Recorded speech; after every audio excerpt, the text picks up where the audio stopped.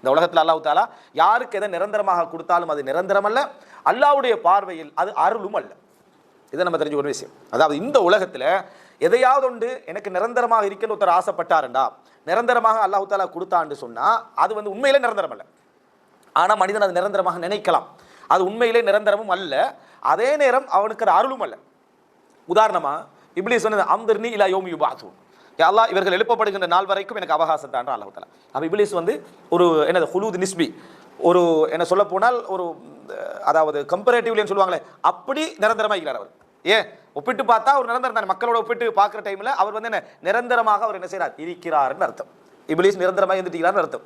ஆனால் அல்லாஹ் தாலா வேற யாருக்கு நிரந்தரத்தாக்கல, அவனுக்கு விருப்பமான தூதருக்கு 63 வயசு அல்லாஹ் தாலா என்ன செஞ்சிடறான், எடுத்துறான். ஆனால் இப்லீஸுக்கு நிரந்தரத்தை கொடுத்திருக்கிறான். நீண்ட காலம் என்னது இப்லீஸுக்கு வாழ்க்கையை என்ன செஞ்சுக்கிறான், அல்லாஹ் தாலா கொடுத்திருக்கலாம். அப்போ இதுவும் நமக்கு ஒரு செய்தி என்னடா, அது நிரந்தரம், ஆனால் அது அருளாக அல்லாஹ் தாலா என்ன செய்யலை, அதை செய்யவில்லை.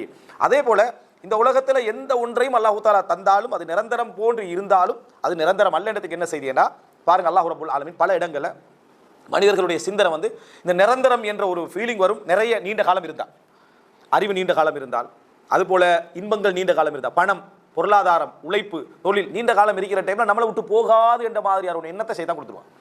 நம்மளை விட்டு போய் சான்ஸ் இல்லைன்னு அப்படி நினைக்கிற அளவுக்கு கொடுத்துருவான். எப்படி தந்தானோ அப்படி எல்லாம் எடுப்பான். ஒரு சின்ன ஒரு லூப் போல தான் அல்லாஹ் தாலா என்ன செய்வான், தருவான். அதன் வழியாக எல்லாரும் என்ன செஞ்சிருவாங்க, வெளியே போயிடுவாங்க. அது ஒரு பெரிய ஆசையாக இருக்கு. எந்த ஆசை உங்களை உழைக்க வச்சதோ அதே ஆசையால் உங்களை என்ன செஞ்சிருவான், வெளியே எடுத்துருவான். அறிவிலும் தான், பணத்திலும் தான்.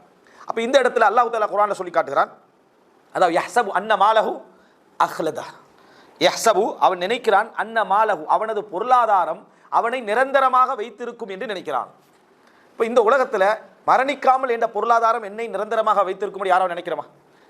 அதை அல்லாஹ் தாலா சொல்ல யாரும் நினைக்கிறது இல்லை. ஒரு காபிராக இருந்தாலும் முஸ்லீம் அல்லாதவராக இருந்தாலும் பொருளாதாரம் என்னை மரணிக்க செய்யாமல் என நிரந்தரமாக இந்த உலகத்தில் வச்சிருக்க யாரும் நினைக்கிறது இல்லை. ஆனால் அவனுடைய செயல்பாடும் அந்த நீண்ட கால தொடர்பும் அவனுடைய செயல்பாடு அப்படி மாற்றிடுது. அந்த நீண்ட கால தொடர்பு என்ன செஞ்சிருதுன்னா ஒரு நிரந்தரமான ஆள் மாதிரி, மற்றவர்களுக்கு அது என்ன சான்ஸ் இல்லாதது போலையும் இவனது செயல்பாடு ஒரு நிரந்தர செயல்பாடு போலையும் அது மாட்டி விடுது. அதனால அல்லாஹ் தாலா யஹ்சபு அவன் நினைக்கிறான், அன்ன மாலஹு அவனது சொத்து அஹ்லதா அவனை நிரந்தரமாக வைத்திருக்கும் என்று சொல்லி அவன் என்ன செய்கிறான், மனிதன் நினைக்கிறான். அல்லாஹ் தாலா சொல்ற கல்ல லயும்பதன்ன ஃபில் ஹுதமா, அவன் அதாவது அந்த தகர்க்கக்கூடிய எரிக்கக்கூடிய நெருக்கக்கூடிய நரகத்திலே அவன் என்ன செய்வான், எரியப்படுவான் என்று அல்லாஹ் தாலா சொல்லி காட்டுது. அப்ப யஹ்சபு அன்ன மாலஹு அஹ்லதா தனது பொருளாதாரம் தன்னை நிரந்தரமாக வைத்திருக்கும் என்று அவன் நினைத்திருக்கிறான். ஆனா என்ன, அந்த நினைப்பு என்ன தவறானது.